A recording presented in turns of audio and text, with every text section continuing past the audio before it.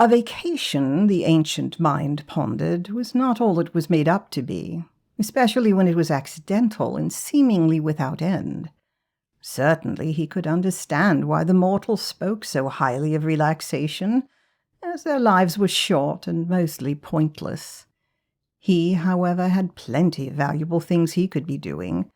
Instead, he had to put most of his mind to sleep, leaving the barest vestiges of his awareness to keep vigil. That fragment of himself plodded through the centuries, barely aware of the passage of time. He watched and waited. Occasionally he would awaken more of himself to ponder the events of his life, the wars he had fought, and his many schemes. He felt something that resembled pride when he thought of his many plots. He would admit that his last plan had been a partial failure, but he would counter that failure was a part of learning. Mortals would doubtlessly argue that trapping yourself for untold centuries in a sightless void was not a learning moment, but he believed their tendency to die invalidated their opinions on consequences. He was frustrated that all his initial contingencies had failed, but there was a reason he had backup plans.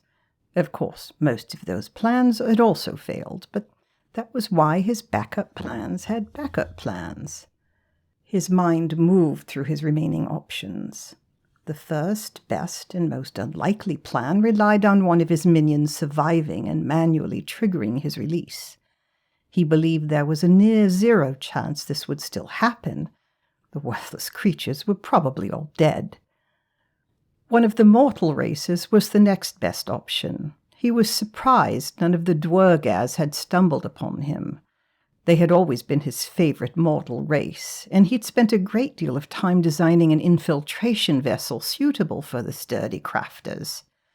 The only time he'd felt something analogous to regret had been the redirection of rivers to flood their underground cities.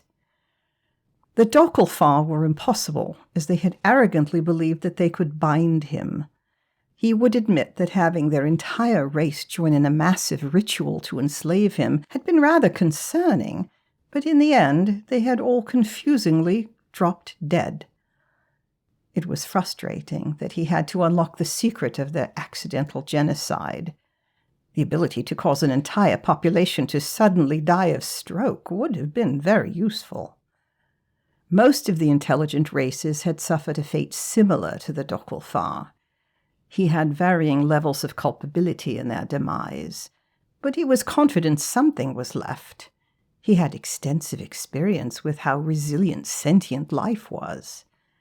He was somewhat shocked that he felt something then, the tiniest pinpricks of a mind brushing against him.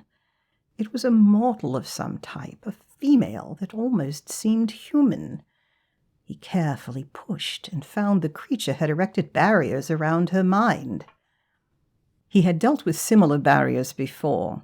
Those mortals sent to hunt him had always gone on long monologues about their many years of training to keep him out of their minds. Then they dropped dead the moment he introduced himself. He had deduced that the mortals had decided to try harassing him to death with rudeness. To their credit, it was very vexing. It was curious that this human would do something as brazen as reach out to him, but he was hardly one to question good fortune. If she was part of that order of inquisitors, she could easily be influenced. They would never miss the chance to monologue about how his defeat was certain, or some nonsense. He kept her distracted by brushing against her mental barriers, while he slithered the smallest of compulsions around her defenses. To his delight, he found her mind was already filled with a thirst for knowledge. Without any suggestions, she had practically already committed herself to finding him. With only the lightest of touches, he reinforced her desire to seek out the truth. He pulled away gently, amused that she was still confident in her defenses. His existence practically quivered in excitement as he woke up more of himself. She would seek him out, he was confident of that. Her thirst for knowledge would compel her. He felt her presence leave him, and he sank back into his prison. Thoughts of freedom filled him as the entirety of his mind became active. A human was a bit beyond his expectations, but he had planned a vessel for all known species. A human body was less than ideal, but it was still far better than being a gnome. A sudden pain tore through him. The very essence of his being shuddered in torment. It took him a moment to identify what was happening, and the resulting rage helped him push back against the torture. He had made a grave error. He'd been noticed in his over-eager rush, and even now he could feel the vile presence of the Old One's minions. Without a vessel, he was vulnerable, but he would not be so easily taken. He had not been idle. The pain tore at his mind, and he worked quickly. His existence was rapidly unraveling, even as he struggled to verify that his human vessel would function properly. He had to make sure everything would be in place when the human arrived. Something was wrong with the framework for the vessel. The details were shifting, even as he tried to correct the errors. The vessel would need a sample from the human to stabilize, but even then, he couldn't be certain what form it would take. Whatever was going wrong was beyond his failing capabilities. He moved to tie the vessel to his memories, but too much of him was falling apart. Great swaths of him surrendering to the pain. With irritation, he realized he would lose the centuries he'd spent in the void. His enemy's influence grew. The will behind it was an echo of what it once was. Proof that his greatest scheme had been a partial success, that he couldn't remember anymore. With a fading awareness, he tore his inactive core from the endless void and pressed it into the vessel. His efforts were clumsy, but he pressed on, concentrating until he got it into place.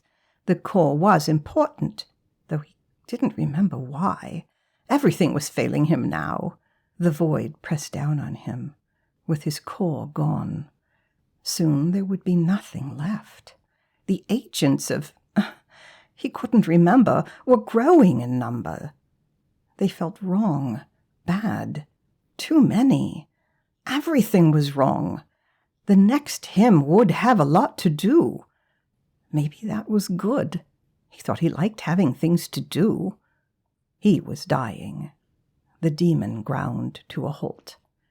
The mind was still for the first time in millennia, but those who never lived could not die. He waited.